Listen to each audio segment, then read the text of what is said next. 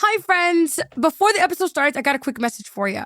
As you guys know, we have been fundraising for Sudan since November, actually. And we have a $100,000 goal. We already done $50K. For so long, I always used to think about how we've been able to come back every season, year after year. SubhanAllah, we're in season 7. And I can't help but think, what is it about us that Allah SWT keeps putting barakah in our efforts, in our time? And I really believe it's because of this invitation that we do every Ramadan. We invite you guys to give for the sake of Allah subhanahu wa ta'ala.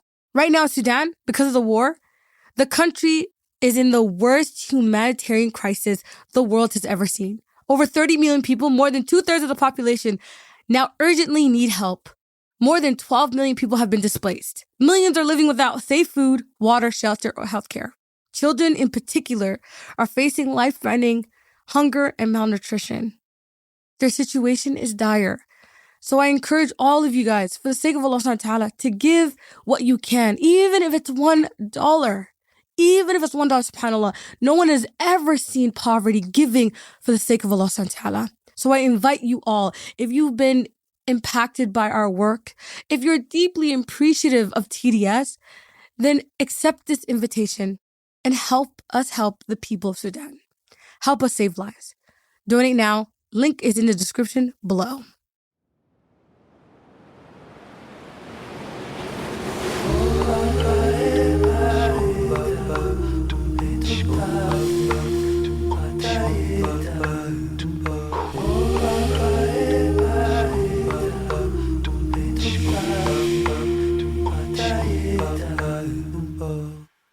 Assalamu alaikum wa rahmatullahi wa barakatuh.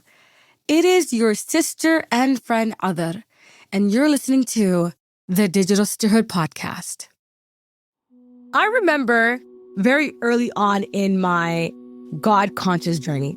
I'm talking about Cadar when she was 20 years old, right? She recently found God. She's been introduced to these sisters at KBW. They literally changed everything for me. Quite literally, right? The days I remember when I look back today are the days I remember we used to chill at the masala, probably later than we should.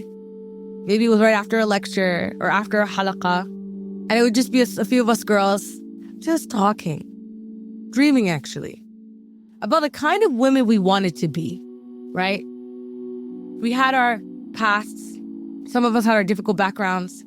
And for the first time in our lives, all of us felt like we could kind of decide who we wanted to be tomorrow, despite of our past. And I remember we used to think about, did we want to be Khadija, who was strong and resilient, who led with wisdom and faith?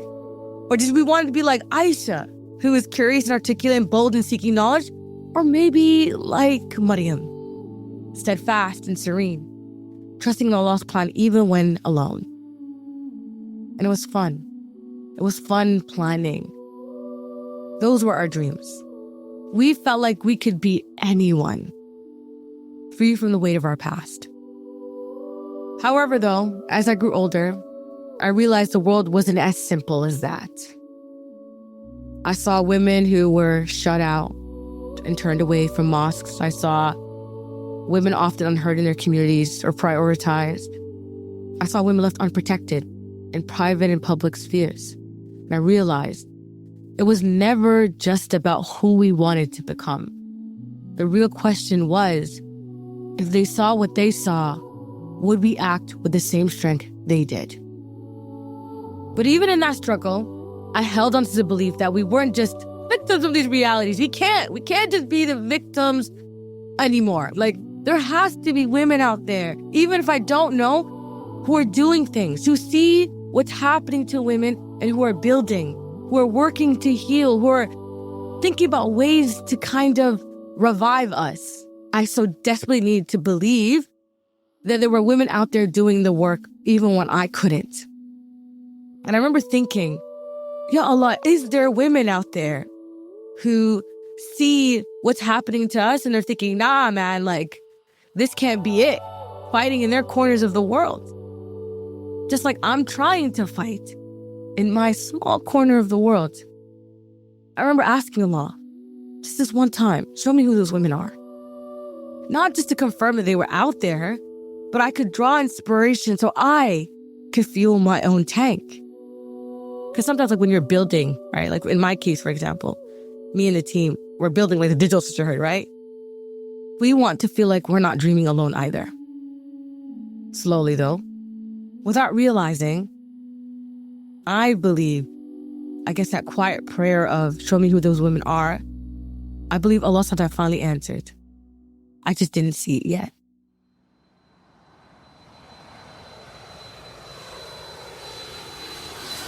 One day, I was invited to Qatar for a conference called Jadal, okay? Hosted by a place I've kind of heard in passing called Al-Mujadala Mosque and Women's Center.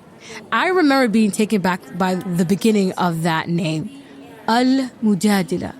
Now, if you know anything about the Surah Al-Mujadala, you know that surah is for the woman who's felt unheard. It is also for the woman who loves justice. Because if you know anything of the story of Al-Mujadala, it's about a woman who pleaded with the Prophet ﷺ for an answer about a particular situation she was in. And she wasn't taking no for an answer, right? And that surah, like, what really struck me, especially in that surah, is where Allah subhanahu wa ta'ala says He heard her. And so for every woman out there who's never felt listened to or who's gone unheard, that verse, that line will empower you for the rest of your life.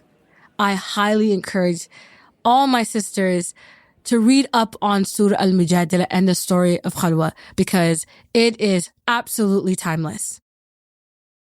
So I'm being invited to Al-Mujadala Mosque and Women's Center. What is this place? What's going on? Why is it in Qatar? Like, I started to do a couple of research, but I was like, I don't want to ruin it for myself because I just felt this really intense feeling that I was going to witness something special. I really felt this way, that I was about to take an adventure that wasn't about work or about me figuring out how this was going to help TDS or the listeners. But the first time I was just going somewhere just to be an observer, just to learn. I was craving that. I was feeling that fatigue, and I really believe Allah subhanahu wa ta'ala was like, I'm going to throw you something, and this is just for you to just take a beat and just watch. And that was my entire approach. So I go to Qatar. I land. First of all, wow, the place doesn't even look like a real country. But anyways, I land. I check into the hotel. I prepare my abayas I'm going to wear for the next 3 days. And I'm like, okay, bismillah. I'm excited. I wake up the next day, I book a car, and that car takes me.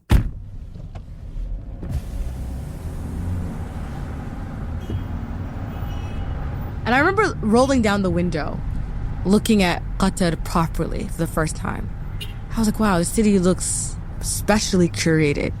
I couldn't even find like a thing out of place. I'm driving onto the highway, and then I noticed that the city starts to get further and further away.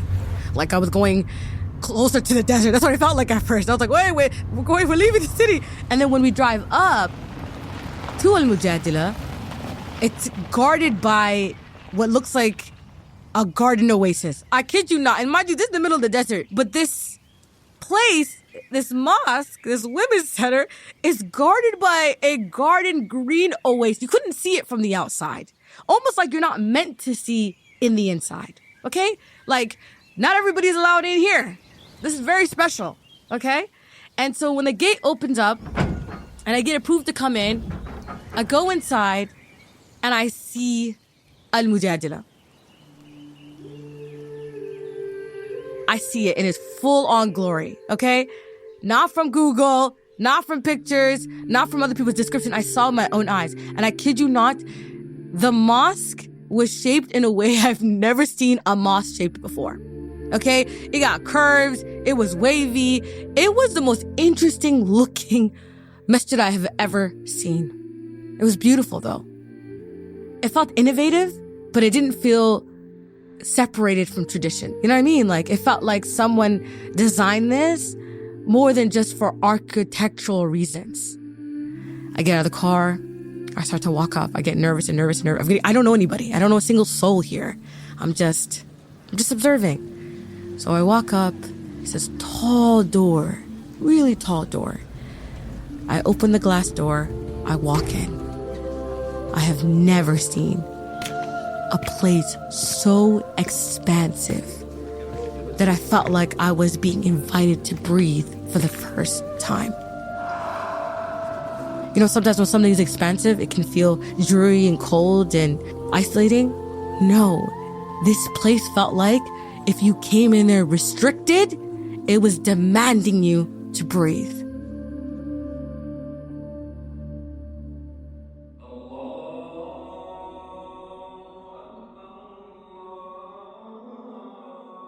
And I remember the first thing I saw was the musalla. The musalla was so massive, it never ended. Like, it was on my left. It was so large. I was like, who is covering this whole place? I just kept thinking, do we even have enough women to fill there? Of course we do. And then if I looked straight on, I saw a tree. I saw a tree covered in glass. It looked like it's been alive for 100 years, and it was in the middle of this mosque. And on the right, what I saw was what looked like an open library. Like, you saw a desk in the middle, but an open library, a stage, and a podium. And I quickly realized that the program was going to start because everybody started getting to their seats. And I'm like, okay, wait, let me get out of this trance for a second and let me find a seat. And when I sat down, I remember I wasn't really trying to walk all the way to the front. I sat at the back, right? Really just trying to, almost felt like an imposter. I was like, what am I doing here? I sat at the back. I put my bag down and I just observed and looked around. And the first person that caught my eye was this woman dressed in burgundy. I remember the first thing I thought was, whoa, yo, her fit is fire. And then I also noticed how people interacted with her. People were coming to her, talk to her. Like, there were people on the side ready to talk to her. I'm like, okay, this must be the woman. Okay, this must be the woman that is responsible for this conference. So I just kept watching her.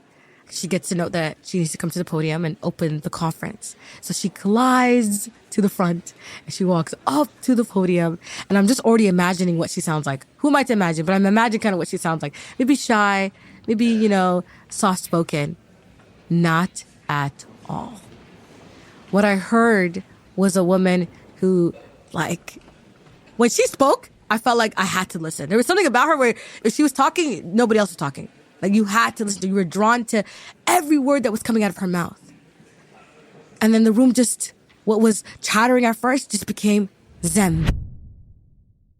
All completely fixated on her. And I kept thinking, who is this woman? What is her story? She'll tell you she's ordinary, but I believe her legacy will live on. Maybe not in history books yet, but in the hearts of all those who will hear her story. Funny enough, though, she was as ordinary as most of us. In fact, if you asked her as a kid, she'd say, I was very quiet. I was very shy. I was very insecure. I was made fun of a lot when I was a kid because I was so shy and insecure. And so I think that just made me kind of be into myself a bit more. Yeah. So there's a few friends that I had and I was very close to those few friends, but everywhere else I would prefer just to not be noticed. The ideal for me was just, if you don't notice me, this was a successful day. This was very successful. You were a true check mark. You were a true wallflower. Yeah. So my dad always had businesses, and there's no business that he's had that I don't remember working in. I would say I'd probably started going to the corner stores when I was 6. Yeah. I remember having a yellow stool behind the cash machine. And I would stand on that stool because it was the only way I could hit the numbers. And then my dad would love me to be on the cash because he's like, people buy all these extra things. Because I'd be like, oh, uncle, do you want to get this? Yeah. And I'd just be like hawking things. I'd be like, did you got chips? You don't want a soda? And how could you say that to a child? How could you say that to a child? You're like, actually, yeah, I'll take a soda. I believe you were bringing bare money. Yeah, so I think my dad was like, I think putting a 5-year-old at the till is actually working out really well for business.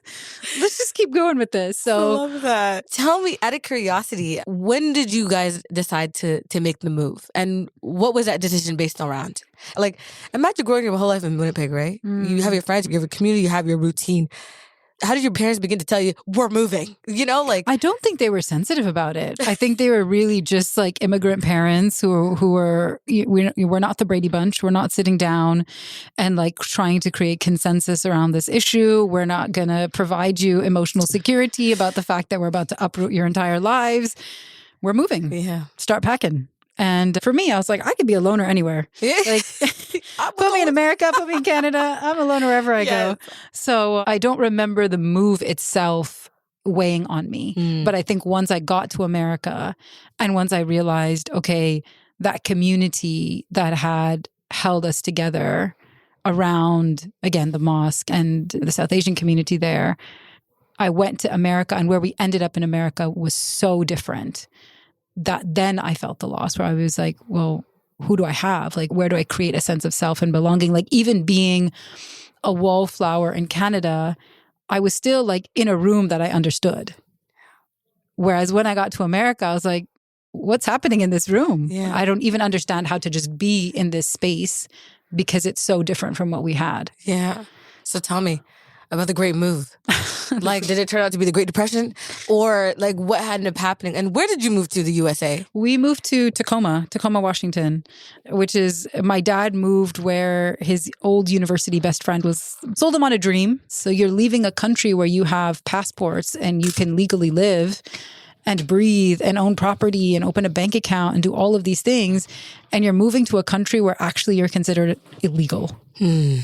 Like, if I think back at it, I'm like, that is the craziest thing I've ever heard. You guys are living low-key on the run. Yeah, you just show up in a place and you're like, we're going to sort it out. Like, we're going to be able to get green card, citizenship. Like, I don't know what the plan was, but to move with 3 children to a country where you have no legal status and you have a house and a good life and a good community in another place. Like, when I think about it, I'm like, that's bonkers. Yeah, it was a leap. It was a leap. It was a huge one. It was a big dream that they had. And then it was my parents just trying to figure out how to make us legal, how to get us in school, how to get us healthcare, how to get us an apartment. And by the way, the masjid in the Muslim community is not South Asian and they don't speak your language. And you are immersed now in an Arab community. Oh my God. I cannot imagine how, like, so tell me the hardest day. I'm sure there must have been the hardest day. Like, it was like, we made a mistake leaving. Now we can't go back. We did what we did.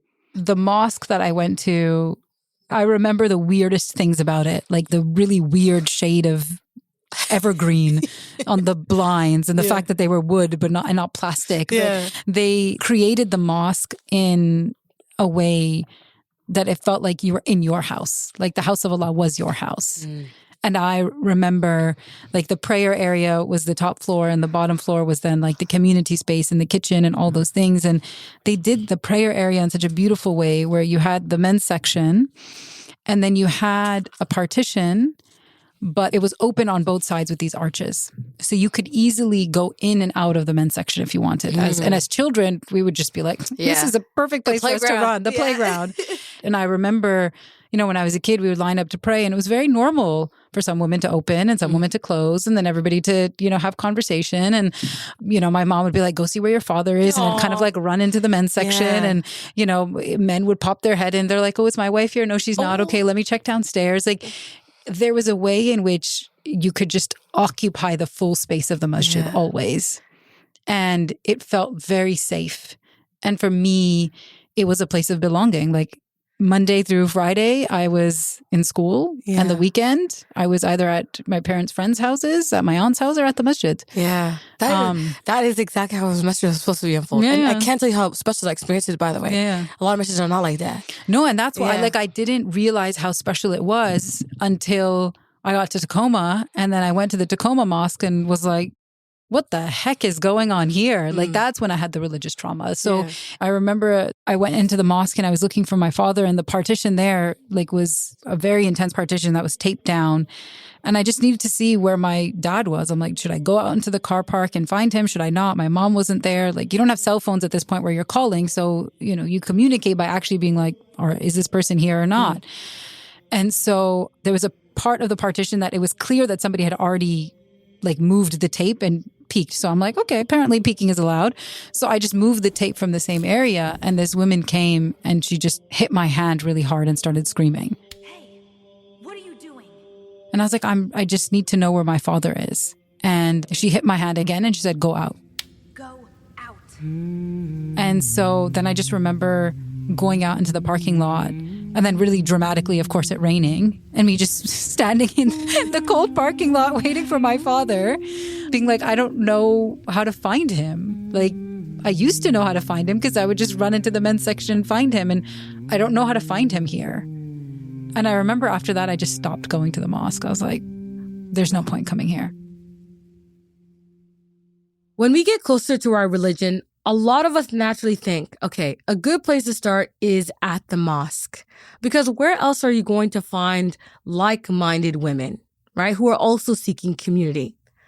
But I quickly found out that the experiences that women face at the masjid isn't the greatest one. I read a recent study on Muslim women's experiences in the UK. That data said that nearly 1 in 5 Muslim women in the UK said they had never visited a masjid at all. And a similar proportion reported they had at some point been denied entry to a mosque because there was no space for women, or they were told they should go pray at home instead. How many of us have heard that one? Only, though, about a quarter of Muslim women said they lived near a mosque that adequately catered to Muslim women, meaning they offered them a female side to pray in, it was accessible, and they can learn and connect spiritually. Only a quarter in the entire United Kingdom. That is so sad. This is not about Islam. This is about our spaces. Because in so many communities, the women's relationship with the masjid comes with a message that's not said out loud, but it's felt. It's this feeling of being secondary. The reality is that the message should be a place of belonging and learning and spiritual formation. But it doesn't often feel like a space or a home for women in the same way it does for men. And this isn't just a feeling anymore. The data confirms it. So my parents generally remained conservative. I'm using air quotes here, but we weren't allowed to have friends that were boys, and we weren't allowed sleepovers, like the typical things, no dances, no this, no this. So it was always a list of no's that you couldn't do, and it always involved boys. And I remember when I went to university, I was a nerd. So I'm like, I have 2 goals. I want to become a doctor and I want to have a boyfriend. These are my goals. These are my goals. And I came in and I was like, vision board. Yep. Here we come. Because that was what we were told and marketed. Like, all the television was, if you were having a good life, a full life, you had your dreams and then you had a potential somebody on the side. Like, you had to have both. I didn't see a Muslim example ever. Ever. Yeah. So for me, I was like, every class, every study group, every dorm encounter was an opportunity for me to find a dude. And so that's what I was gunning for, and just do well in school, find a boyfriend. Yeah. And I was doing well. Wasn't finding a boyfriend. And again, that goes back to maybe my personality as a bit of a wallflower. Yeah. And I remember I was, we had this student hub in the middle of campus, and I was leaving it one day, and there was somebody from my chemistry class who, sometimes we would study together and stuff. And she was going in, and she said, "Oh, Sohaira, why don't you come? I'm going to the Muslim Student Association meeting." And I said, that's not my scene. Like, Muslims are not my scene. And she's like, just come. And I was like, no, really, like, Muslims are not my scene. Yeah. And she's like, well, it has free pizza. Just get the pizza, and then afterwards we can go and study. And I was like, okay, fine. I'll get the pizza, and then we can go somewhere. So I go in, and they're playing Islamic Jeopardy. And it came down to brothers were, tied with the sisters. And the last question was, who was the first Khalifa? And I hadn't answered a question. So the MSA president looks at me and says, "Sister in the back." Oh my God, not the wallflower. Yeah. And I was like, not the wallflower. I'm just here for my pizza. Why are you speaking to me? I was like, is there another sister behind me? I'm sitting next to the garbage can for a reason. And I was, you do that like me. I'm the sister in the back. And he's like, "Yes, you. Who's the first Khalifa?" And the brothers are like, oh, what an easy question. That's unfair advantage to the sisters. And of course, as you can predict, I didn't know the answer. And I remember like my stomach had just like sunk. And the sisters, like, you know, they all kind of look back and they're like, who is this chick who doesn't know the answer to this? And the brother's like, yes, we won, whatever. And I remember just like throwing the pizza I had in the garbage and just leaving.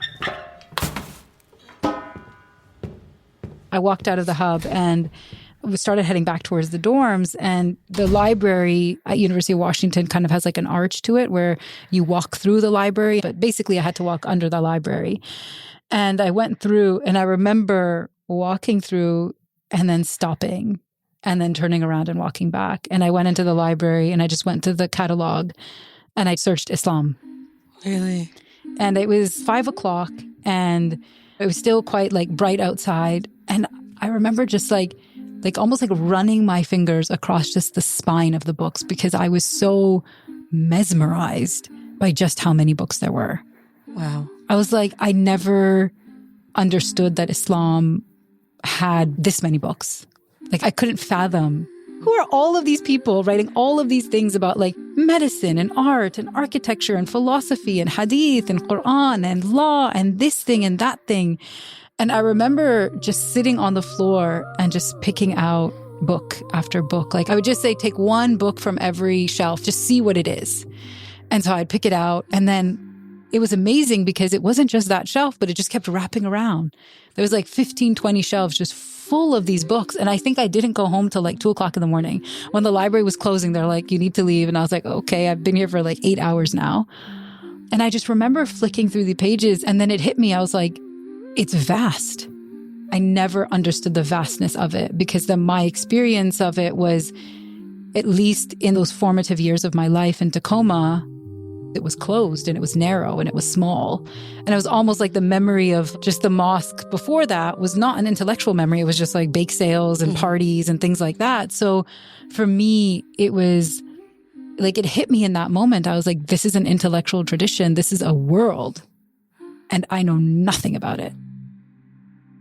And then every day it just became go to classes and I would just come back and I would sit there. I would take a pillow and I would just sit there. And then the hope or the desire of becoming a doctor and finding the boyfriend just slipped away in between the bookshelves.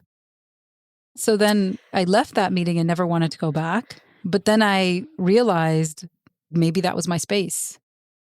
Maybe that was the space with, you know, the Muslim jeopardy and the learning about Islam and that sense of community. Because at that point, I still wanted to be a doctor, right? I still wanted to do medicine. So my academic life was going to continue exactly how I had planned it, but I wanted to understand more about Islam. And so I started to go to more MSA meetings and I started to see different paradigms, I would say, of Muslim identity, right? You have the people who are just there because they're Muslim and they want to, you know, be around Muslims. But then you have the people who are really serious about it. I had never encountered anything like that before. And it was that model that I was like, that's what I like. Yeah. Because for me, I was always a nerd, right? Yeah. So I liked this idea of, okay, there is this tradition, this intellectual tradition here, and I can understand it and I can be part of it. And so the talib al-ilm for me became almost like the pinnacle. The question is whether we're willing to dive. At that time, in the kind of history of the MSA, we had basically inherited this house on Greek Row that a Japanese Muslim architect had built who wanted it to be transformed into a mosque. And he left it to the Muslim Student Association. Wow. So it became this project of creating a mosque. And for me, going back to a kid who grew up in the mosque and loved it to be a certain way, I was like, this is it. Yeah, I can begin to build it. Yeah. I can build it. Yeah. I Back can to do how this. how it felt how good. It's supposed to be. I was like, it's going to have a library and it's going to have this and it's going to have that and it's going to have a community space and we're going to have like, so it became this like dream project to work on because like, at what point does a Muslim Student Association just have a house on Greek Row worth hundreds of thousands of dollars that they can now convert into a mosque? Never heard of it. Never heard of it, right? And I remember we walked into it and it was trashed because there was homeless people in there because it just been decrepit, like left alone for years and years and years until finally it came to the Muslim Student Association. And so we had to do everything from like calling the police to get homeless people out to then picking up the beer bottles and cleaning the lawn and washing the windows and securing the building. Like the first 6 months of it was really just fix the broken windows, get the people out, clean up the lawn. But it became like a labor of love of building and creating this mosque. And then alongside of it was this like really serious passion of just learning as much as I could about Islam. Tell me about the day that it all clicked for you. Like that you were like, oh no, this world, what I'm reading, what I'm learning is everything that I want to be a part of. Was there a book? Was there a teacher? Was it something you heard? Like what was it? Or was it a build-up? Like tell me that story. I think it was a build-up. Like, there was something about two prongs to the way that my Islam was unfolding. One was a community-based one, right? It was with the MSA. It was, we're building this mosque, we're doing this fastathon, and we're doing dawah tabling, and it was all about like community and people and belonging. And then there was the nerd who would then go to the library by herself and just read these books. And both of those were very nourishing for me as my Islamic identity was forming. But what ended up happening then is everything else that I was spending my time reading and doing, I lost interest in because I was like, I'd rather be at the mosque cleaning up, or I'd rather be in the library reading my Islamic studies books. Like, why do I have to sit here and talk about chromosomes and how this splits and that splits? Like, I don't even remember it anymore, but I was taking so many biology classes and chemistry classes and physics classes, but I just wasn't interested in anymore. And my grades started slipping. And for me, I was like, my grades never slip, right? So that's a sign that it's just not interesting to me anymore. And at that point, there was only those two things that I saw. Either I'm in the library and I'm reading and I'm independent studying. And if I can, maybe save up money, go to one of these rihlas. And then I'm in the community. Then I realized when I was registering for classes that there were Islamic studies classes available at the university. So I was like, oh, let me take one of those. Like, there's a class here, so maybe I can just take that and that will satisfy like having an elective and all of those things. And it was a Quran class. And I remember the professor, and I won't say their name, and she was lovely. She was lovely in terms of her just demeanor, but she was not Muslim. And the way that her Quran class was, I just had so many problems with. As somebody who at this point has studied a little bit, formally, informally, whatever, but just the way that she was presenting things. And I remember one day specifically, she was talking about the story of Cadar and Musa alayhi salam, and she starts describing Cadar as being a green man. Now, I know in Arabic, Cadar, like Khudara, well, whatever, but I remember some student was like, was Cadar really green? She's like, of course he was. That's why he was called the green man. Oh my God. And I'm sitting in class thinking, what? Like, no, she just made it seem like some mystical land of like aliens and leprechauns under a rainbow. Like, it just made it seem like just fantastical, right? And you could see everybody was kind of like, that's a bit silly, right? Like this green man and this other dude and on this journey of discovery and wisdom. And I was like, you know what? We need to have Muslims in these spaces. Yeah. Like, we need to have Muslims. And it's not okay that Islam is being... And at that point, I also saw that in the library, the majority of the books that I was picking up were also not written. At least on the surface, it looked like the names were not Muslim names. And then I remember, not immediately, maybe like 6 or 7 months later, they were hiring a new professor in Islamic studies. And eventually they appointed this person. And I remember when they said, he's been appointed as a professor of Islamic studies, I was like, great, another white dude. We got a white lady and now we got a white dude. Like, we couldn't find anybody else for this department. And then I said, okay, I'm going to go to this dude's office hours and I'm going to see what he's all about. And because I was taking Islamic studies classes at this point. Yeah. I was thinking of doing my Islamic studies major, but I hadn't made the switch yet. And so I went to his office and he was like, oh, assalamu alaikum, how are you? And I remember just being frozen. I was like, is he trying to trick me? Like, is he one of those white people that says salam because he wants to like... Wa alaikum? I was like, wa alaikum salam, how are you? He's like, I'm doing good, alhamdulillah. Yeah, I'm doing really good. How are you? And I was like, is this like a deep fake? Like... I'm being trolled. What's going on Where's here? Ashton Kutcher? And then, you're punked, right? And I was like, okay. And then he said, come sit down. And I said, yeah, I'm just interested in taking some of your classes, blah, blah, blah. And so he said, I'll be teaching, a class on the Prophet. And then he said, sallallahu alaihi wasallam. And I was like, huh. And I said, okay. And he's like, and then, I'll obviously be teaching the Islamic civilization class. And then he said, so tell me about the Muslims on campus. And I said, well, what about the Muslims on campus? He said, just tell me, like, is there an MSA? Where do you pray Jummah? Because, he's like, do we pray Jummah on campus? Is there a mosque that we go to? Like, tell me, like, what do the Muslims do here? And then I remember, like, in that conversation, I was like, so do you want to go to Jummah?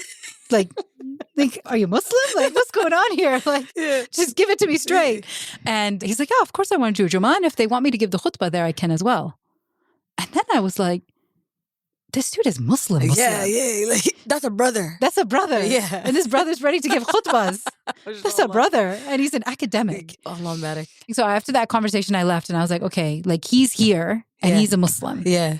So I can change my major and I won't like lose my faith. Like I can do it with him. So that was a concern for you. It was a big concern for me because I'm like, I don't want to sit here talking about like green people and my undergraduate studies, right? Yeah. So at that point, I still had not moved over to Near Eastern Studies. I was still just taking classes, dabbling here and there. And so then I remember I went back to my dorm and I was like, okay, I've figured out all the requirements. These are the classes he's teaching. This is what I need to do. I had mapped it all out. And I was like, I'm doing this. And so I emailed him and I was like, can I see you again?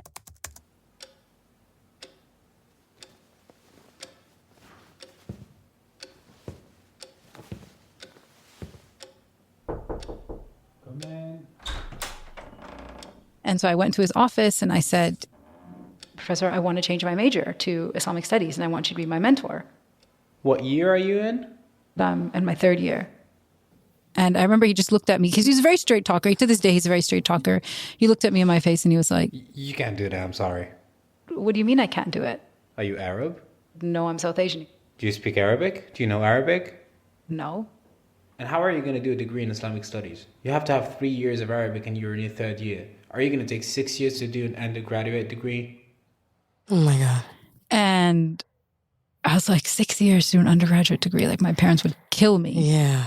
And I was like, there has to be a way. There has to be a way. I can't like just do more political science and physics and chemistry and that. I was like, I was like, my heart's not in it. And he said, well, there is one way. I said, okay, what's that? And he goes, go to the Middle East. Just move to the Middle East and sit there and learn your Arabic. He's like, you could do 3 years in Arabic in 1 year there. And then in your second year, you could do an entire year of Islamic studies and we could do independent study and you graduate in 5 years instead of 6. What? And I said, are you serious? Like, you're basically saying just leave for 2 years of university. And he's like, do you want to do it? And I said, yeah. And he goes, well, this is your only option. So you can figure it out. Oh my God. This was the moment Sohaira had to answer. The most powerful calling, the one that she felt deep in her heart. It was her time to decide whether her journey in Islamic knowledge ended at MSA meetings, at hangouts at the mosque, in the corner of her school library, or was she going to step out of her bubble and make her way into a brand new world? I remember there was a night that, again, it was my sister actually, where my father and my sister were talking and I was listening. I always had a habit of listening to the conversations. Just you were a child. And my dad was like, I'm afraid that if we let her go, we'll lose her. And my sister responded and said, even if you make her stay, you're going to lose her. So you just have to pick which one. You have to pick which one is less scary. And you just have to hope. And my mom said it. She's like, we just have to make dua that we have given her sincerely everything that we could have given her. And now we just have to, we give the matter to Allah. And if she comes back, then she comes back. And if she doesn't come back, then she wasn't meant to come back. And I don't think I've ever seen tawakkul in action like I did in that moment. Like where my parents, you could really see they just had no idea what was going to happen. And it was their youngest child. It was their daughter. They didn't know what type of religious identity crisis she was going through for the past few years. They didn't know like what's going to happen when she goes to Jordan. Who is she living with? What is going to be her circumstance? But we've left this matter to Allah. I always think back to that and I'm like, that moment, and it's their tawakkul. I don't think it's anything from me. I think it was their tawakkul in that moment that then protected me throughout the journey. SubhanAllah. That's a beautiful way to look at it. I'm sure there's been many nights supplicating. Many nights, because there was no WhatsApp. This was the time where even to call home on Skype, you had to pay. And for me, I was like, but this is the journey of the Talib al Ilm. Oh my God. Like when I was in it, all I could see was like, I'm a Talib al Ilm. Yeah. And I'm going on my adventure. You are. And you're a woman. But like stepping away from it 20 years later. I mean, I remember my mom once told me, I think there's a lot of trauma there, so they don't talk a lot about those early years. But I remember my mom told me one story that always, like, sometimes I just open up my WhatsApp and I think of this story, but her mother was very, very sick and she could only make calls like once a week or once a month when you go to the post office and you make an appointment to basically make a call. Which is something I don't even think we can imagine that world, right? That you have to go down to the post office and there's only a specific number of slots available. You have to make sure you get there on time to get one of those slots, that you can afford one of those slots, and that the connection goes through.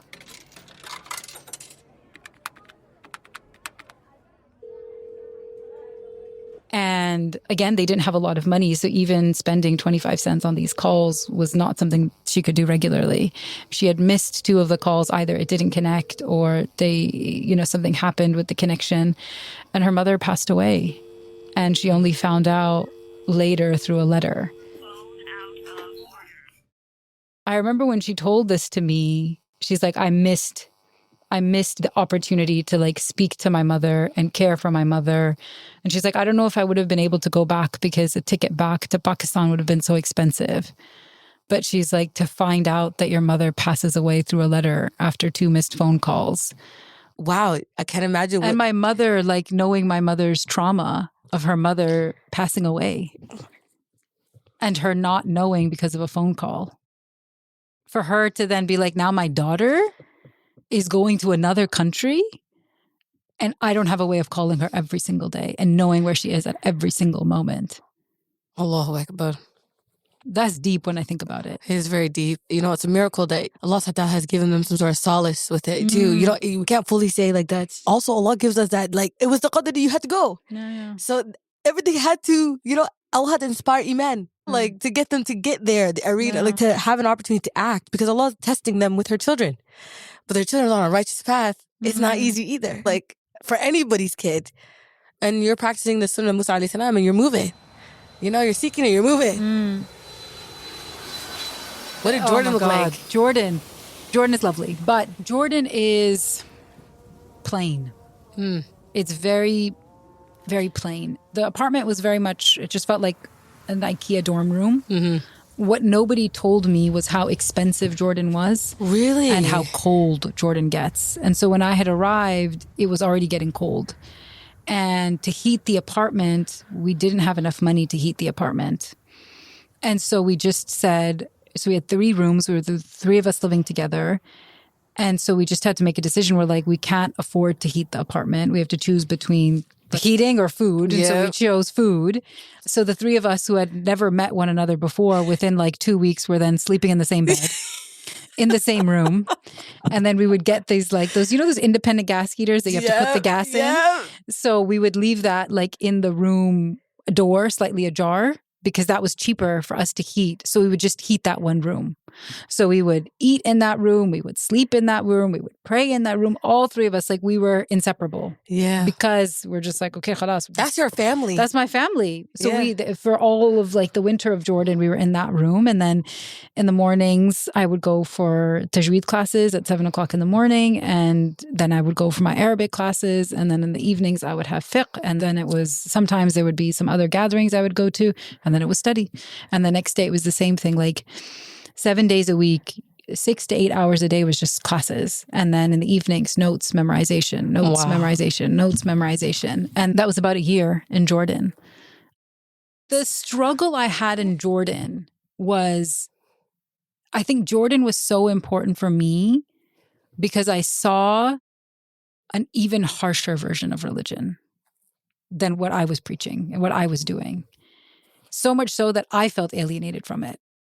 I mean, it was just the way that things were being told was just everything was difficult. For example? Like I would sit in a fiqh class and they would say, how do you get najasa? How do you remove najasa, right? Like najasa being like filth, right? What's considered to be a substance that's ritually impure, like blood or something like that. And it was like, okay, depending on what type of filth it is, you need to wash 7 times, at least twice with dirt. And then all of a sudden I'd see people taking their clothes out into the sand and rubbing their clothes in the sand. And I'm like, what are we doing? There's a washing machine. Yeah. Why are we taking our clothes and rubbing it in the dirt? You just put them in the washing machine. Yeah. So I would see things like, they were trying to follow to the T of the book. To the T. And then it was like, okay, everybody had to dress the same and everybody had to look the same and everybody had to read the same books and everything was so regimented and so controlled. And when I would ask questions, I would feel like people would say, like, why are you asking these questions? Why are you being difficult? I became the difficult one. You were not allowed to ask questions. Because you're not allowed to ask questions. And for me, سمعنا ورضعنا, right? That's hear it. You I realized, I'm like, if I keep going down what I'm going down right now, that's where the journey ends. Really? And I think that's what terrified me. And I remember at the time, like, you know, one of the scholars that I had really admired, Sheikh Abdul Murad, who I'd listened to so much, one of my friends called me and she was like, Sheikh Abdul is in town. He's in Jordan and he's on his way to Jerusalem. And she said, you know, they're just here for a few hours and they just need a couple of things and I just don't want them to be in the city alone, whatever. Can you meet them? I was like, Sheikh Abdul Murad, tell me where to go. Like, you know, this is somebody I'd admired for such a long time and looked up to and I remember like writing down notes. And I was like, okay, I have all these questions I'm going to ask him. And for me, I had listened to him so much that he had impacted me very, very deeply. And I had always seen him as almost like the pinnacle of wisdom and knowledge. Yeah. And so I was so excited. I was like, oh my God, I get to meet him. And I was also feeling very low about everything that was happening in Jordan at the time. So I was like, okay, finally, Sheikh Abdul is here. Like, I'm going to get my questions answered. I'm going to ask him everything. And so I'm texting back and forth with his wife just to find. So we end up in the food court. And I remember there was a book I had read when I was in university about a man who goes out searching for a person of faith. Yeah. And there's this line in the book where he says, you know, I spent this entire journey searching for a man of faith. And then when I found him, he looked like nothing more than a petty tax collector. And I remember I saw Sheikh Abdul and I sat down and he looked at me and his family was there. And he opened up the pizza box and he's like, you want cheese or pepperoni? And I just remembered that thing in the book. Yeah. Where I was like, he just looks like a tax collector. He looks like a regular guy. He looks like a regular dude. Yeah. Sitting here in a regular mall. Yeah. Eating pizza with his family. Yeah. And I think that was the first time, like, I realized that faith is simplicity. Yeah.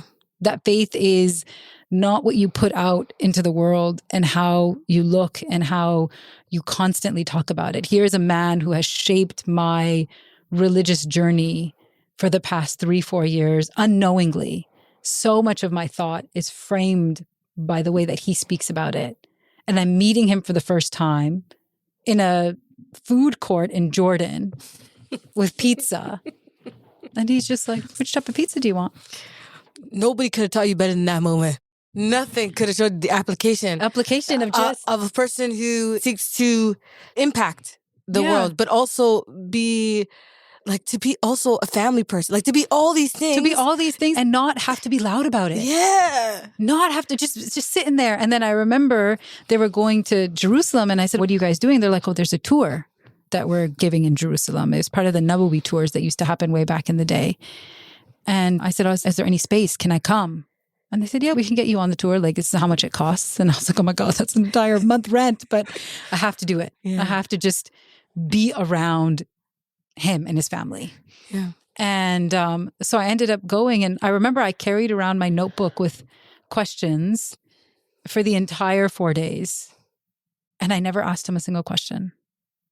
Because it was the first time where I felt like, okay, as talib al-ilm, it's actually not about getting your questions answered.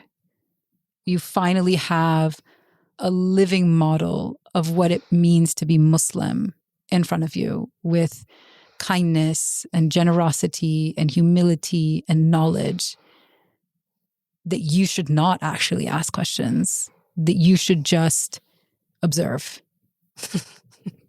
Again, this reminds me of the story of Musa. He's like, why did you do that? Like, you know, and it's like, trust me. Just stop asking questions. Just do tadabbur and just look at it, or have good, like, you know, subhanAllah, because you were in classes, and then there's the application of what it looks like in the real world. But to see it, it's like shocking. Yeah. Like, you know, like, or sometimes we don't have an imagery for it. Yeah. Right? And also, he's a man too. So there's like, what does it look like in a woman? Yeah. You know, on a day-to-day. And I used to talk to his wife a lot. She became like, she's one of my best friends now. And his wife is like the complete opposite of him. She's very gregarious and all of those things. It was really quite a funny match, but a beautiful match. But I did at the end ask him one question. I said, you know, I came to Jordan and these are the challenges that I've had. And I said, I want to continue learning. What's your advice? And he said, recite a lot of salawat and go to Egypt. Egypt, and everything begins and ends with Egypt. Barakallah, everything leads back to Egypt. Bismillahir Rahmanir Rahim. And so I moved to Egypt. Of course you did. It like, always leads back to Egypt. I was like, I don't know what I'm doing in Egypt. I don't know who I'm going to see in Egypt. I don't know where I'm staying in Egypt. It's not even a mystery. Egypt, but I'm going to Egypt. Egypt will always attract Talib al-Ilms. Oh, it's like the land of like the land of you cannot learn somewhere and then not somehow end up in Egypt. In Egypt, you have to spend. It's like you have to pay tax. And then I got there, and it was finding the teachers and taking the classes, and it was amazing. It was such a different world to me than Jordan, and it was so vast. There were so many different things that you could study. Because it's a transport city. It's a Talib transport city. Everybody contributed. Everybody's there. And then the way that they're like, do you want to have a class on philosophy? Do you want a class on logic? Do you want a class on science? Do you want a class on usul? Do you want a class on political thought? Do you want a class on this thing, that thing? Like it was like a buffet. Right? And I was there and I was like, give it all. Right? And it was the expansive like beauty of Islam. And after I felt the restriction in Jordan, the beauty of that expanse, and that's when I also understand like those names of Allah, the Asma al-Husna, that He restricts and He contracts and then He expands. And I really felt like after what I experienced in Jordan was the restriction and the expanse, I was like, now this is Islam. Wow. This is the messy, beautiful mosaic of Islam. And it's big enough for almost all of us. And that's what I loved about it. You had your like really intense talab al-ilm, and then like you had everybody that was there. And then all the PhD students. And that was really important for me because I was like, okay, I know my professor and I know Sheikh Abdul Hakim and I know Sherman Jackson, but all these other PhD students are out here. And they're all trying to become professors at the end of it. And that's when I was thinking to myself, here's the path. I finished this and I need to do a PhD. Like, I think that's when the penny dropped for me. Because in Egypt, I felt like there was two types of talab al-ilm I was finding. The talab al-ilm that were like, khalas, we're here for 15 years and we're going to stay here and we're going to become ulama, right? We're going to become sheikhs. It's different, yeah. And that was beautiful and that was lovely. But I was starting to miss my family. Yeah, like what does it look like in the context of going back home? And what does it look like in the context of going home? What does it look like as a woman? So like, I'm not going to become an imam. I'm not going to become a sheikh. At this point, there was barely any female scholars that were anywhere. So I couldn't see what that looked like for me. I couldn't see the future. And then I saw all of these PhD students who for me, I'm like, they're also talab al-ilm. They're also sitting there in Azhar and they're sitting in all of these classes. I was sitting with many of them. And I loved our conversations because it was the girl in the library. And for all of them, they're like, we're going back to do our PhD, or we're in our second year of our PhD, or we're in our third year, we're writing our dissertation. And I was like, okay, so this journey of mine can continue as a PhD student. I could go back, I could start a PhD program, and I could come back to Egypt for 2 years, write my dissertation here, continue my classes, and then I could Become a professor. Yeah. And you can change what you've seen, in the Islamic Studies department. Yeah. And participate. There's a path there. And so it was seeing all of those students and then recognizing that the people who had actually impacted me deeply intellectually on the journey were all professors of Islamic studies. And all of them were also traditionally trained. So it was the way in which their talib al-ilm story developed that I felt like, okay, this has to be my story. Mm-hmm. So now I need to finish in Egypt and then I need to do my PhD. Pause. I have a recommendation for you. Okay. I've never recommended anything when it comes to things to listen to, but I am for the first time now. Now, if you're enjoying this episode with Dr. Sohaira and her story, well, it doesn't have to end here. She's actually launched her new podcast, More Muslim, powered by Al-Mujadila, and they're already 3 episodes in. If you're looking for new content to learn from, to be inspired by, check them out. Matter of fact, I actually am a reporter for the new episode that came out the other day. You definitely need to check them out. They're streaming on all podcast platforms. And if you just want a quick link, it's in the description box below. Enjoy. And then I need to do my PhD. Wow. And so is that what happened? I took a year off. Of course you did. I took a year off because I had spent those 3 days in Jerusalem and in that observation of a different mode of scholarship and being and Islam and all of those things. I didn't feel like it was enough. I felt like I still needed more of that type of sohbah, right? That nourishes your soul. That connection. And then I remember I was at an internet cafe in Egypt and I was on Facebook and I saw an ad pop up for the Cambridge Muslim College. And it was founded by Sheikh Abdul Hakim. And I thought to myself, this is maybe my chance to go there and then study and do this program. So what was your big question for your PhD dissertation? And did you defend it? I mean, you are a doctor, we know that, but we're speaking past tense. What was your paper? And what were you hoping to defend? What thought were you trying to defend? And were you successful? Yeah. So I ended up focusing on what we would call the golden age of Islam. Right? People love the golden age, the Abbasids, 10th, 11th century. Because we had money then. It was the Renaissance. We love the golden age. What? We were popping. Exactly. So you're saying that, right? I say 10th, 11th century. You think golden age, pop in. We got the money. We're at the top of the world. We're doing well. Yep. And in that moment, one of the most famous scholars of that moment, who was the teacher of Ghazali, so his name was Abu Ma'ali al-Juwayni, writes a book about what happens when you're no longer able to find a Khalifa. Huh? What? Okay. Right? Yeah.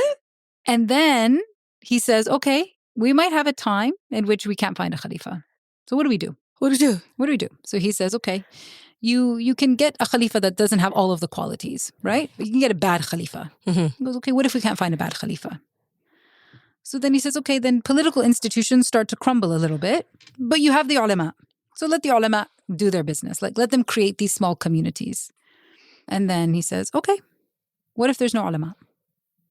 And so then he says, okay, if there's no ulama, but you still have the Quran and you still have the hadith. These are memorized. And then he says, okay, what if you don't have the Quran anymore? What if all of the huffaz pass away? What if there's no written copies of it anymore? What if all of the hadith go away? What if there's no copies of hadith texts anymore? What do you do? And he says, well, you still have the living memory of the Sharia. People are still practicing it.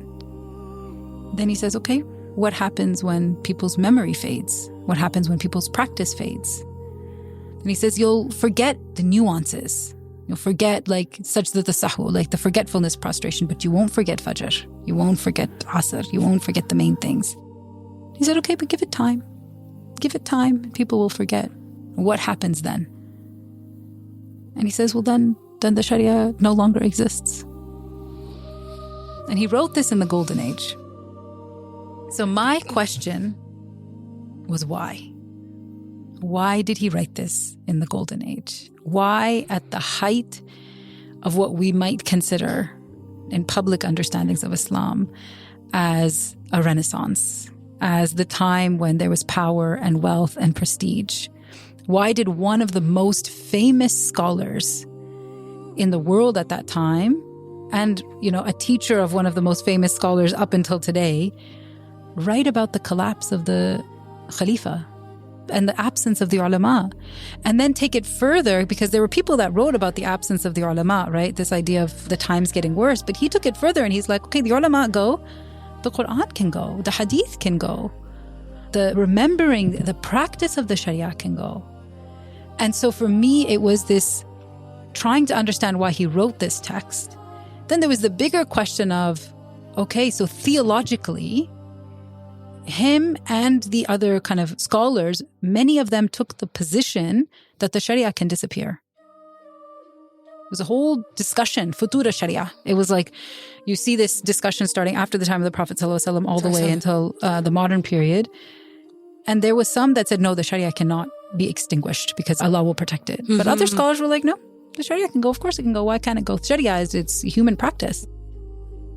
But what I found really interesting about what Juwaini was doing is that he connected the continuity of the Sharia to the individual practice of it. That the Sharia does not end when the ulama go.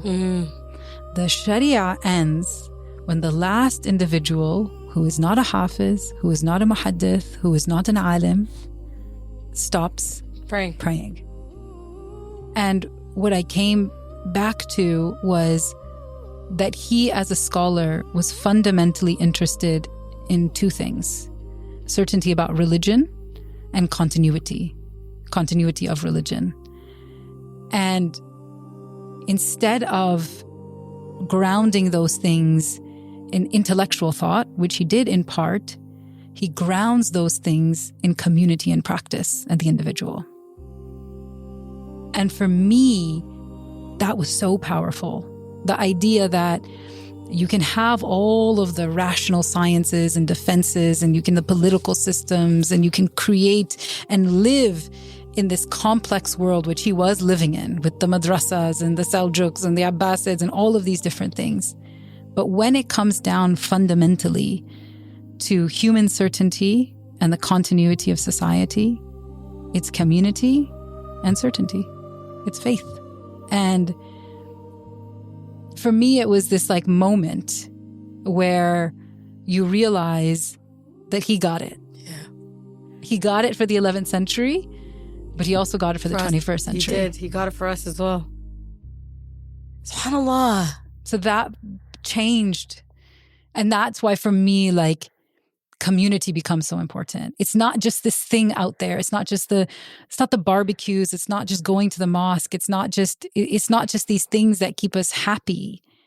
It fundamentally sustains our religion. It fundamentally sustains us as human beings. It gives us, and we never think about community as giving us certainty. We never attach those two things together. We never think, yeah, my community gives me yaqeen. No, yaqeen is by, made these rational defenses against criticisms, and I'm rationally convinced of them. That gives me yaqeen. But he thought about it in a totally different way, that yaqeen is rooted in your practice, it's rooted in your community, so much so that the absence of the Sharia is connected to the absence of that community and that certainty. It's held up by it.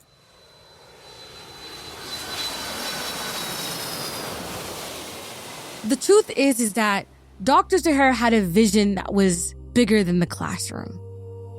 Allah subhanahu wa ta'ala wanted more for her.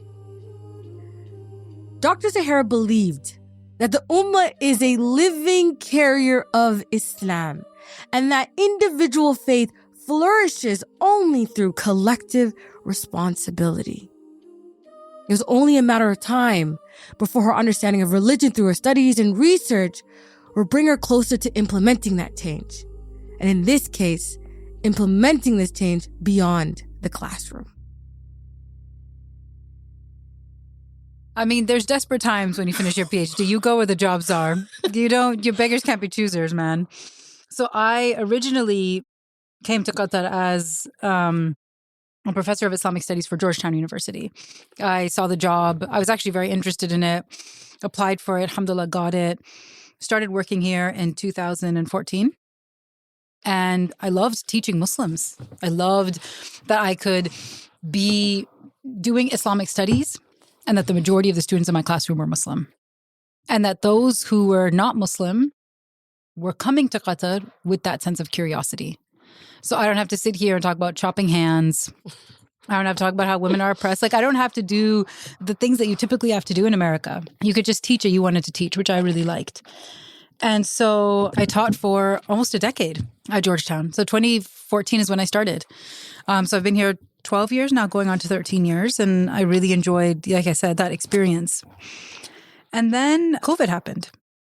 And I think COVID was an awakening for a lot of people. For me, it was, I loved teaching, but outside of the university, I didn't feel like I had that sense of community. And I really wanted that sense of community. I wanted that sense of belonging. I wanted to feel like I was building a community. And so when COVID happened, and then all of a sudden you feel that even more because it's just you, or just you and your husband, or you and whoever you're living with in your family. So I started feeling that sense of, do I want to stay here forever? Do I want to stay in Qatar forever?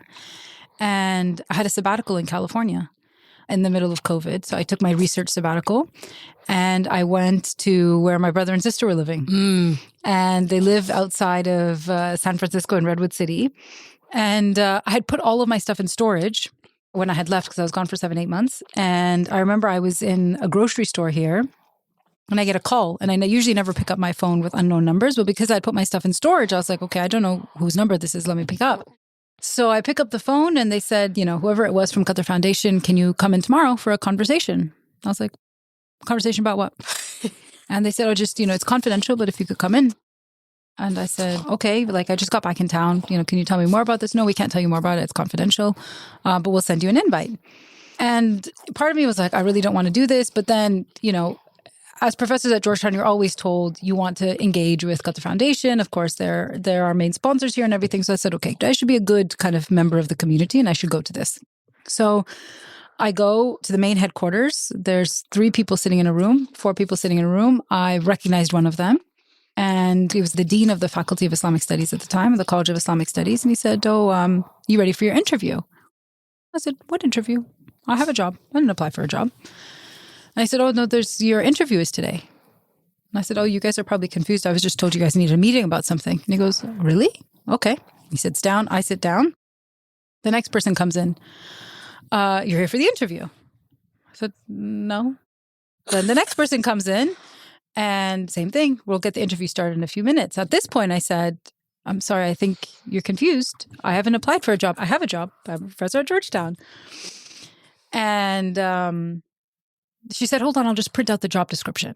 So she goes and prints out the job description. She's like, you can read it for a few minutes and then the interview will start. I was like, again, I haven't applied for an interview. So why are we being interviewed? Yeah. And I see the job description and it says CEO/president of Women's Mosque. I was like, what? What? Of a women's mosque? And I was like, what is this? CEO and or president? I was like, women's mosque? What's going on here? Yeah.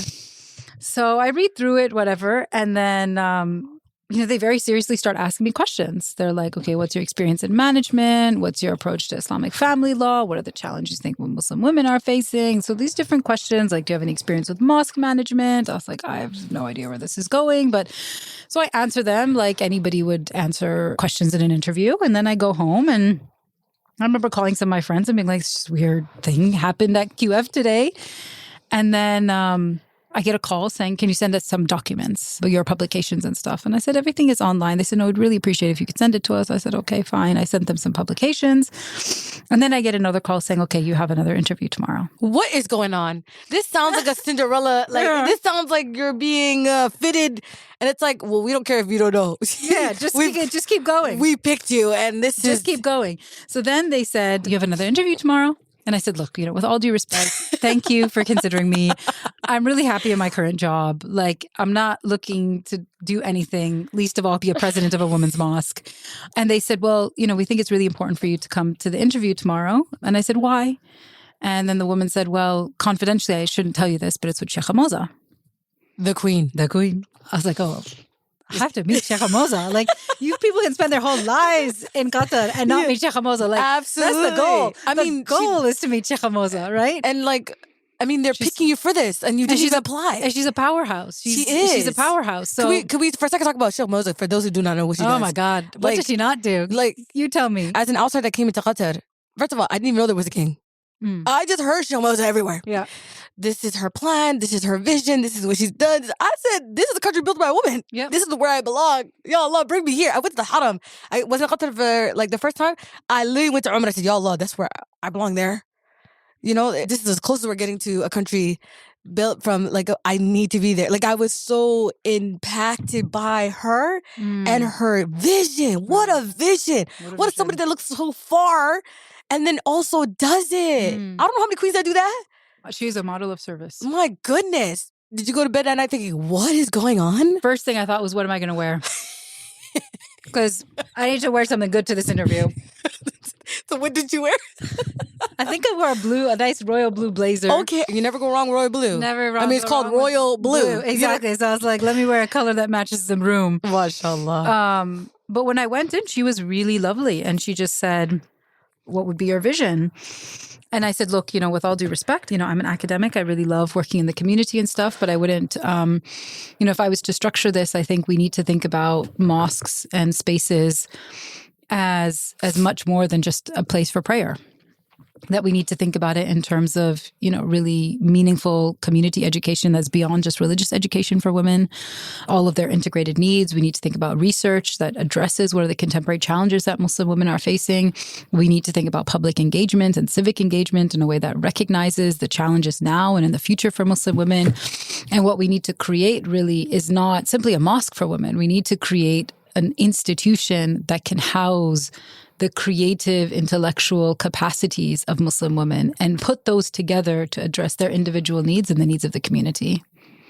And that means, programming, and that means community education, and that means research and publications, and it means all of these different things. And I said, so if I was advising on this project, I would say to almost step back and think about, the mosque traditionally served so many different needs in a community. It had a madrasa attached to it and a soup kitchen attached to it and this thing attached to it. So what do we need to attach to the mosque for Muslim women today? And so she said, okay, give me some suggestions, come back, put something on paper. So I said, okay. So then I came back in a few days and I said, okay, again, if I was advising on this project, because I have a job, this is what I would advise. So I presented I said, this is how I would operationalize it. This is what I would recommend for maybe like a 2-3 year plan. And I said, so, I'm passionate about this element of it. If you want any support with it, I'm happy to advise in whatever capacity you'd like me to.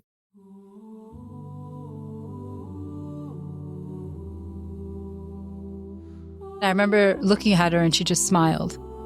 And she goes, okay, so go do it. And I just looked at her and I said, excuse me? And she goes, go do it. And then I said, me? And she said, yes, you. That's why you're in this room. I said, we need a sizable budget for this. I said, and all of these things. I'm like, this requires a building. Yeah. It can't be done in a few offices, right? And she goes, you'll have your budget and you already have your building. What? And I was like, okay. There's a masjid? I was like, what? Okay. And then she looks at her assistant and she goes, send her the pin. Like the pin to where the building is. What? There's a pin drop. It's not even a location. There's a pin drop. I was like, there's no location yet. I was like, okay, I guess this meeting is over and I'm supposed to have a job now doing this project. As CEO and president? And I was like, and CEO and president does not work as a title for anybody who's doing a mosque. So she gives me the pin and I remember I went there and it was just a flat ground. Wow. And there was no even construction, there's not a construction truck there. I'm like, okay, so this is the building and then that's going to be obviously has it already been designed? When is it going to start being built? What does it look like? These are all the questions that was racing through my head. I'm like, do I have to quit Georgetown? How is this all going to work? What are the next steps? Blah, blah, blah. What do I have to present to her? Do I go to QF tomorrow? Like, I just had no details. And then it was, the slow process of getting all of the details from all of the different areas in QF. And I started as employee number 1 in the headquarters. 0001. 0001, because our building hadn't been built. And just me in an office. It was such a blank canvas that it would not be an exaggeration to say you open up a Word document and you just start typing what you want to do. Like she's so amazing in that she has the vision, but then she wants you to own it and write it at the same time. That is so crazy. So she had the vision to be like, I want a place for Muslim women to pray. I want a mosque for them. And then she could understand the importance of research because, of course, she's Education City is something that's so important to her. Muslim women's mental health, physical well-being, civic engagement, leadership, all of these other ideas that I would bring to her, conferences, workshops, podcasts, this thing, that thing. She would always just be like, okay, yeah, I see that. Yeah, okay, we can do that. So I had to start off by thinking about what are the departments we have? What is the organizational structure? How many people do I need to hire? Did you have an expert in all this? No. Some days I felt like I was just going to wake up and vomit because I didn't know. I've literally just been given a multi-million-dollar budget and a bunch of blank papers and the vision of, one of the most recognizable and prominent women in the Middle East. And I have to somehow bring this all together. This is being offered to a girl from Winnipeg. It's offered to a girl from Winnipeg. It's like a wallflower. It's like a recovered wallflower. A recovered wallflower. Subhanallah. Recovering wallflower. So when I think back at it, it was so overwhelming because everything from like how many departments are we going to have? Where are people going to sit? Are we going to have managers? Are we going to have directors? And what is the budget going to be? And how are we going to structure this? And okay, we're doing programs. We need to do a needs-based analysis of what are the needs in the Muslim community. Okay, research. What are the questions we're going to be researching? How many conferences are we going to do? How many workshops? Where are we going to publish our research? What's our website? What's the name of this mosque? Like literally everything had to be thought of. And everybody had to be hired and everything had to be done. Wow. And that's been the last 3 years. Yeah. You did this all in 3 years? Yeah. The building I just saw, all the people I met in there, that all happened in 3 years. 3 years, yeah. Allahu Akbar. First of all, so we've been open for a year and a half. A year and a half was just the incubation, like me sitting in an office with the other ladies doing our work. And then the building has been operational and open for a year and a half to the public.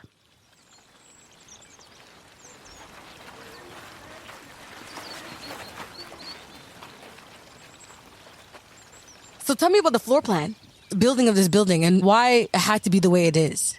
So I think one of the overriding considerations was how do Muslim women experience mosque space? And so much of that is determined by the side entrance. It's Muslim women walking up to a masjid and figuring out where's the women's entrance? And then how do I get from the women's entrance to the masalla? Do I go up the stairs? Do I go through this door? Do I go around the back? Like it's often, I won't say never, but it's often a journey. And that journey takes away something every time you have to take it because you keep being like, I need to go to the back. I need to go upstairs. I need to go downstairs. I need to find this. And the space is small and all of these different things. So one of the things when designing the mosque was just letting women come through the front door and be in the mosque. They do not have to look for it. To the extent that the first few months, people would come in and ask us, where do we pray?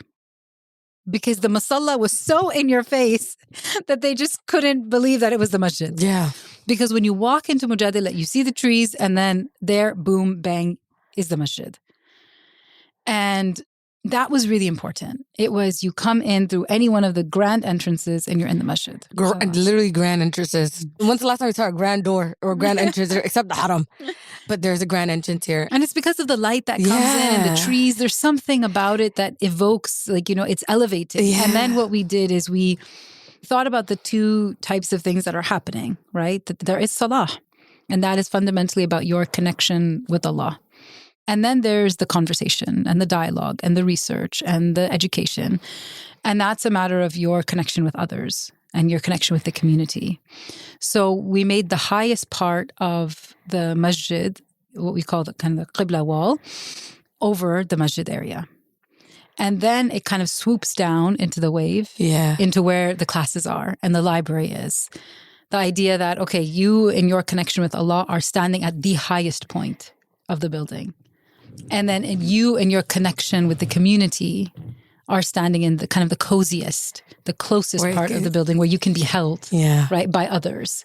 And so it's meant to, again, you know, this expansiveness, right? And then the restriction, but not in the restriction sense, right? But in that sense of just being held and closeness and proximity.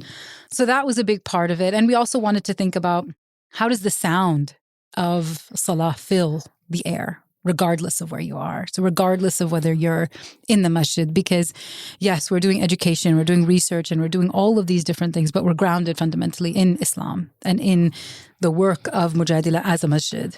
And so to make sure that the identity of the masjid and the sound of the masjid is something that permeates the entire building. So regardless of where you stand in the building, you can feel that sound of the masjid.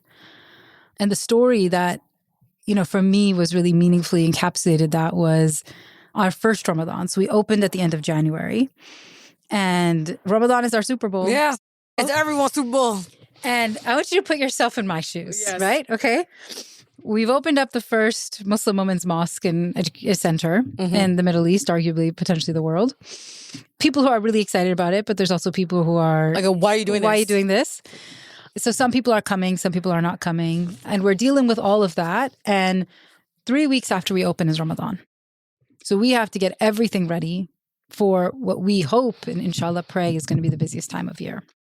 So we get a really prominent Kuwaiti imam to come in, and Sheikh Fahad al-Kandari from Kuwait. We love him. Everybody knows him. The Quran series? Are you crazy? Everybody loves Sheikh Fahad. So Sheikh Fahad was our first Ramadan imam, which was big. It's crazy. Which is big. We all watch him in Ramadan. He's our favorite TV show. Exactly. So he came out 2 times before Ramadan to do sound testing.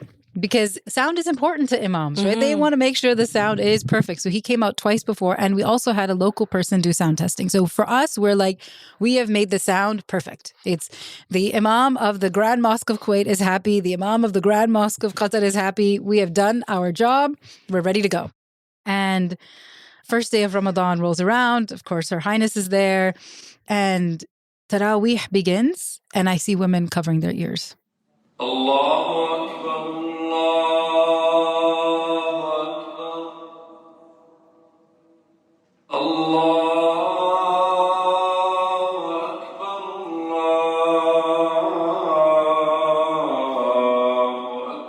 My God.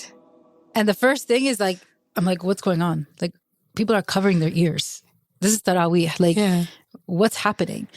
And after the first 2 rak'ah, women started coming to me and they're like, do you work here? Like, it's really loud. Why is it so loud? Like, please turn the volume down.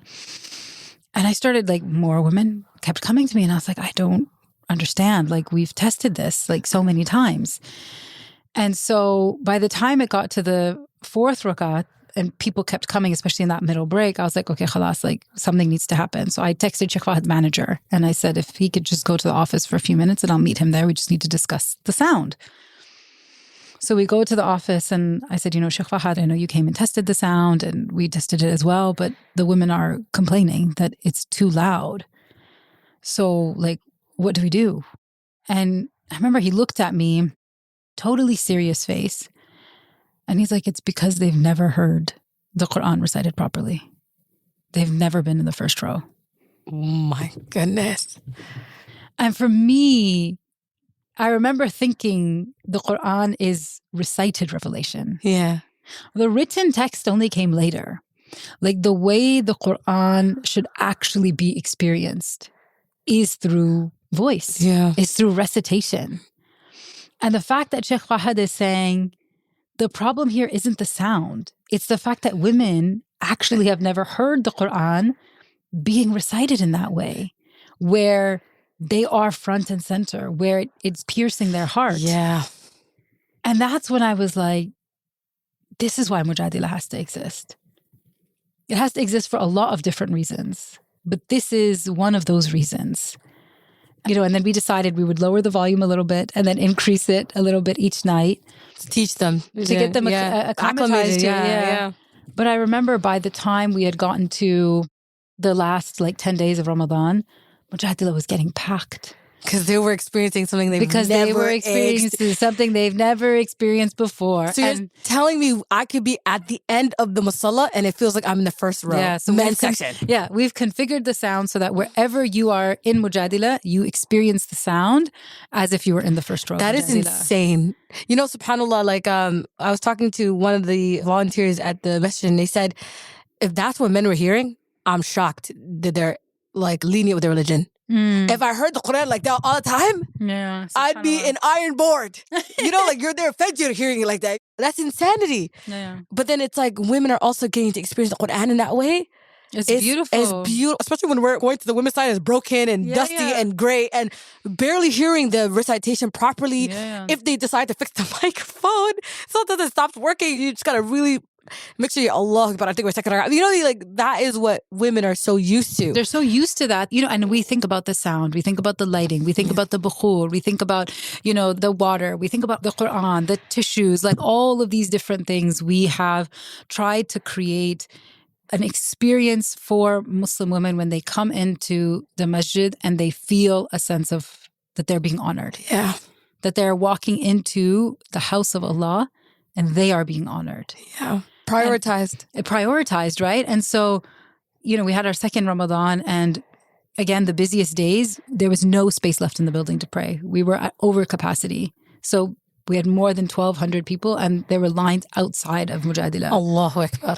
How did that make you feel? Like something that you're part of project in day one, when it wasn't just a pin drop, and to build something off a clean canvas and try to envision something forward and to see it. To see it in totality, at its best form, by the way. You saw it at its best form, which is everyone in salah. Women in salah, feet to feet. Right? And experiencing that, I was like, how did that make you feel? Like, I would imagine it feels like what it feels like when the press out of Revelation got completed. Done. It's like, and there's just death after that. No, I feel like Ramadan sustains me for the year. Yeah. It's so backbreaking and tiring, but it sustains me for the year because it's so beautiful. And I remember this last Ramadan, it was the 27th night. People were all the way outside. And, as staff, we're all on the floor, helping people, getting things. There's always something that's happening. And so we're all kind of running around. And we all took turns and were able to pray, a few rakat each. And then it came to the dua, the witr dua.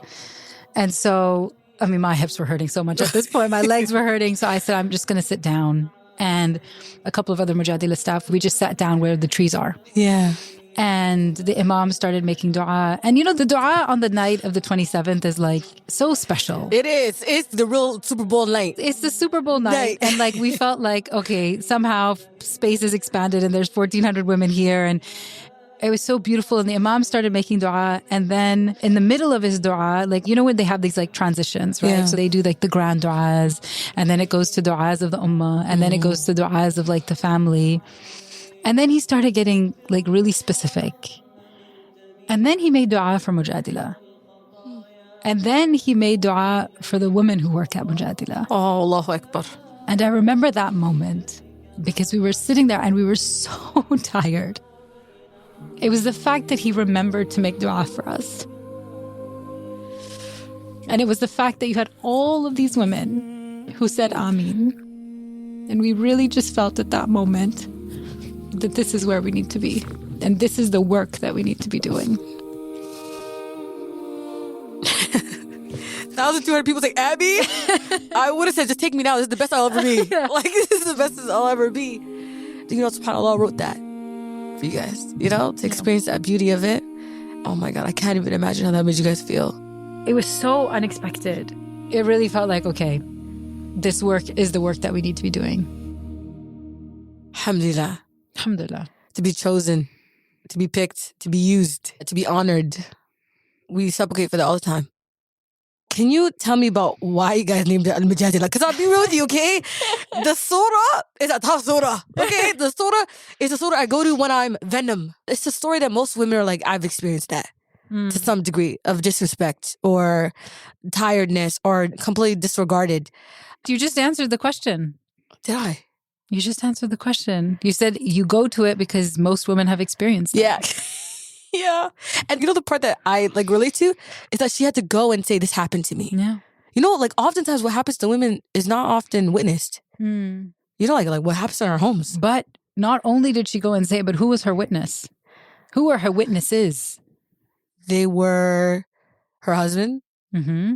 He was the one who did it, but he who were did the it. witnesses? Who are the witnesses? It's the Prophet sallallahu Oh, alaihi yes, he wasallam. was. And it was Why Allah. Yeah. Qad sami'a. God has indeed heard.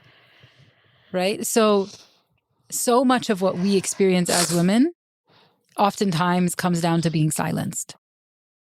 Either we don't speak about something that has been done to us that we feel is wrong. Yeah. Or even when we speak, we are not heard. And I think we forget that it's not simply just saying what's happened to you. It's actually saying it in a space where you are heard. And that is actually when your speech matters. You can go and talk about what's happened to you and the plight and the difficulties and the trauma and the trials and the tribulations. And sometimes you can speak it in front of people and you know they're not listening. And that's the worst feeling in the world. The opposite of that is to take your plight and your trauma and your trial and your tribulation and to speak it and to be heard not just by the Prophet sallallahu alaihi wasallam, but qad sami'a, Allah. Allah has heard your speech. You know, something so powerful in the Quran is that every single woman who is supplicating or is having a trial is in direct connection with Allah. Maryam alayhi salam is directly pleading with Allah. Hajar directly pleading with Allah. Asiya directly pleading with Allah. And the story of Khawla, we wanted it to pick a woman who people don't remember her name. Because I didn't know her name. And people don't remember her story. Oh. Because that is the story of so many women still. That we don't remember their names and we don't remember their stories. And so for us thinking about what is the challenge of the contemporary Muslim woman? What is the challenge that she is facing in terms of difficulties, trials, tribulations, traumas, plights? Where can she go to have those challenges heard? Where can she go to seek the community, to seek the answers, to seek the comfort? We are women who are still pleading and we're still asking. And to do that, but to have Allah as our witness. To go to our religion with our questions, to go to our religion and our community and our spaces and say, instead of feeling like they are the source of the problem, which is so much of what is told to Muslim women, that they just leave Islam and leave the Muslims and the practices and the people and the community and it's much better, you'll be much better off. We're saying the opposite. Actually, we know and acknowledge that there are problems and trials and tribulations. But this is the place you can come and plead. And this is the place where we'll give you community. This is where we will be your witness. And we will help find the solution. And so to call it mujadila in some ways was controversial, but in some ways... It was a statement. It was a statement. It was an intention. And it was intentional. Yeah. It was to say like, and what we are doing is from the Sunnah. What we are doing is from Islam. Us saying, let's talk about the challenges, let's talk about the issues, let's create a space, let's have conversation, let's find solutions. That is praised in the Quran. Allah has heard that speech of the woman who is coming and has taken her side. And the Prophet ﷺ is a witness to this. That's beautiful. Okay. So now I ask you, you know, you went through this whole journey to learn about your religion and to study it and to, which feels like now you were trying to answer a question for yourself. The one inside you and then the one that is about the collectivism that you want to know more about. My question is, it's like, your work is really service-rooted and you're a service to the people, the Ummah. Why? You know, I was at a conference, funnily enough, a few months ago, or maybe like 1 month ago. And in the Western kind of philosophical tradition, you have this idea of, I think, therefore I am, right? This notion of the self, right? That I exist, I see myself as a rational being, and therefore I know I exist. This was like Descartes who had this philosophy. And I was in South Africa, and I was talking to this Christian priest who I was very moved by. Everything he was saying just really resonated with me. And he said something really beautiful. He said, in South Africa, we have this philosophy called Ubuntu, which means we are, therefore I am. Like, you cannot exist outside of the structure of the community, that the community exists and therefore you as an individual exist within and alongside that community. And when he said it, I realized actually he philosophically articulated something that I've believed for a long time. I've lived as a wallflower, but there's always been people in that room, right? Nobody lives in kind of an empty room.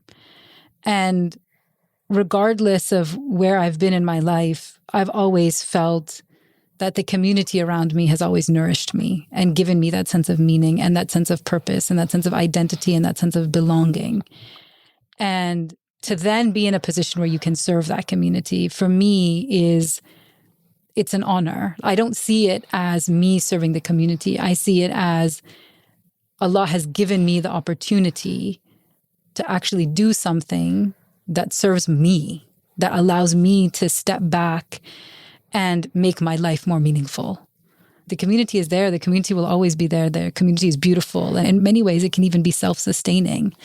So, when we think about service, we think about it as like, oh, this individual is making this like great sacrifice and doing all of these things. But I think it's actually the individual who is serving is the one that's benefiting the most, because you get to see this beauty and this diversity and the stuff that you do as well. Like, it's so nourishing because you're living your Islam and you're living in that community in a way that is really a position of privilege. You don't see hikmah in the moment.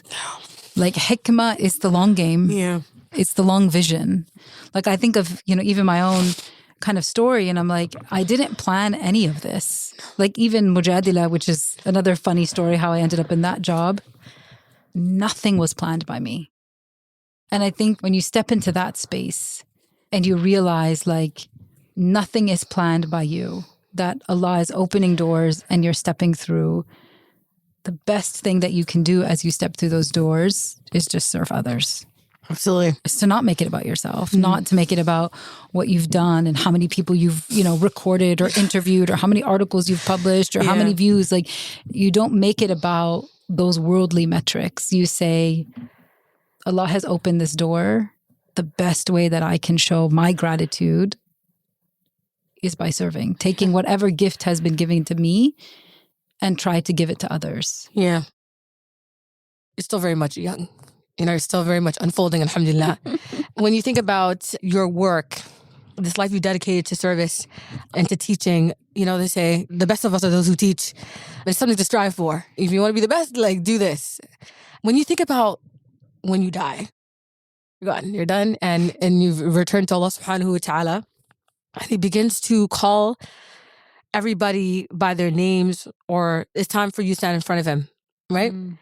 What do you hope, like, that Allah sees your efforts? Like, subhanAllah, like, when I interviewed the Muslim undertaker, he said something really profound. He's like, when I die, I want Allah to call me by who's the man who used to shroud, who used to bury, who did it with ihsan. He wanted Allah to address him by the work that he did, because he said he was doing it for him. And he wanted that so desperately, that title, that he spent his life at service. When you think about like being round up and called in front of Allah, what do you want Allah to, like, what do you hope for? Like, I know it's like a really weird conversation because like, oh, I want Allah to say this, but like, have you ever thought about that? Like, that conversation, what do you want it to sound like? What do you want Allah to see of your efforts? When you think about that is a wrap. It's array, it's closed, your book is done. How do you want it to be received by Allah subhanahu wa ta'ala? That's very deep. Yeah, I know. I mean, you're doing service. Your whole life is dedicated. Right? You're doing it for Him. So what do you hope for? I mean, I think everyone hopes their deeds remain pure. I think the biggest challenge I've seen, there's even a hadith about the Prophet ﷺ in which he says, like, there's nothing that erases good deeds like the desire for wealth and honor. And I think it's so easy for our service to the community to be corrupted, because working in the community is difficult. And once you are acknowledged, oftentimes light and, the limelight is put on you. And I think there's a real beauty in kind of obscurity. There's a real beauty in just being on the sidelines. There's a real beauty in being a wallflower. And I think the hardest thing for people who work in the community is you can start that way. And then when success hits you, then the limelight comes, and then the trials come, and then the tribulations come. I would be happy if on the day of judgment, Allah would say, like, you kept your intention. Yeah. And you kept your actions. Because He will say to people, you didn't do it for me. That's the conversation He'll be having with many people. And so to be exempt of that and like, oh my God, it's the biggest fight of our lives, isn't it? To the cradle to the grave, that's the fight, is that we don't lose why we did it and who it came from. And it's so easy when people use you did this, you did that, you got picked, it's so hard not to forget. It always works out when you have a good faith in Allah subhanahu wa ta'ala. And the affairs of a true believer is always good. Whether it's a hardship, difficulty, ease, goodness, all of it. If you decide to believe it that way. And so allow yourself to become. And in the meantime, study, learn, and have a thirst for knowledge. And don't let anybody get you off that beating path. So, did I nail that? Perfect. Jazakallah khair, barakallah feek. Assalamu alaikum wa rahmatullahi wa barakatuh. Thank you. It's a wrap. Now we have to hug. This is my sunnah. Jazakallah khair. May Allah subhanahu wa ta'ala accept it from you. Ameen. And from you. As we come to the end of the story, I'm reminded of the profound hadith. Even if the final hour is upon us, we hold a seed in our hand. We plant it. This timeless wisdom teaches us that no act of good is ever in vain, and no matter how small or late it may seem. In the story of Dr. Sohaira, we see this principle in action. A life dedicated to planting seeds of change, even when the path was uncertain and the challenges seemed insurmountable. Just as she and countless women like her persevered, we too are called to act, to create and to nurture goodness in our world. In every moment of doubt, in every quiet effort, we are planting seeds for a future we may not see today, but surely will bloom tomorrow. So let us remember that every seed we plant is a step toward a more just and compassionate world.